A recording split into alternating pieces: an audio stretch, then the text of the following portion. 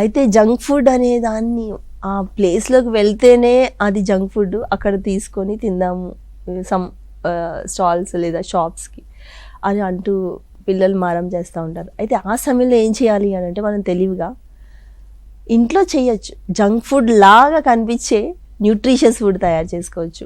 For example pizza అనుకోండి, ఆ base అనేది మనకి దొరుకుతుంది ఈ రోజుల్లో, కాకపోతే కొన్ని తక్కువ ప్లేసెస్లో దొరుకుతూ ఉంటాయి.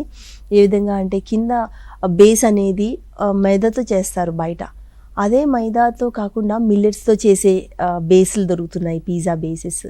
ఇంకా బర్గర్స్ది కూడా పైన బన్స్ కానీ హోల్ వీట్తో దొరికేవి ఉంటున్నాయి. సో అది అబ్సల్యూట్లీ మంచిదే, అది ప్రాబ్లం లేదు. కాకపోతే మనం చూసుకోవాలి ఏంటంటే అది హోల్ వీట్తో చేసిందా లేదా అని, అంటే గోధుమలతో చేసి ఉన్నదా లేదా, లేదా ఏదైనా చిరుధాన్యాలతో చేసి ఉన్నదా లేదా అని. ఆ బన్స్ అనేవి కొంచెం మనం మార్చుకొని తర్వాత ఇంటికి తీసుకుని వచ్చి, మనకి ఫ్యాట్స్ కొవ్వులు అనేది మనకి కొంచెం ఎక్కువ కనుక దాని బదులు మీగడ, పాల మీద మీగడ ఉంటుంది కదా, ఫ్రెష్ క్రీము, అది మంచిదే, దాన్ని వాడుకోవచ్చండి. ఆ ఫ్రెష్ క్రీమ్తో కూడా చాలా మంచి టేస్ట్ ఉంటుంది.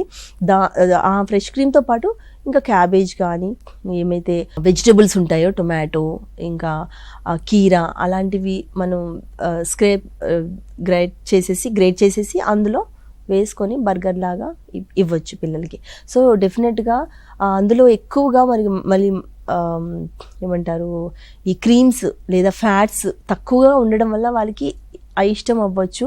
సో వారికి ఎక్స్ప్లెయిన్ చేయాలి అదే టైంలో, ఇదిగమ్మా దీనివల్ల మనకి ఇంత పోషకాలు వస్తున్నాయి, దానివల్ల ఏమవుతుంది, ఇలా ప్రాబ్లమ్స్ వస్తాయి అని చెప్పేసి చెప్తూ మనం తినిపించినప్పుడు తప్పకుండా పిల్లలు కూడా అర్థం చేసుకుంటారు. ఎందుకంటే చిన్నప్పుడే మనం చెప్పినప్పుడు వారు అర్థం చేసుకుంటారు, వాళ్ళు కూడా కొంచెం వింటారు అన్నమాట, విని అది తినడానికి ట్రై చేస్తూ ఉంటారు.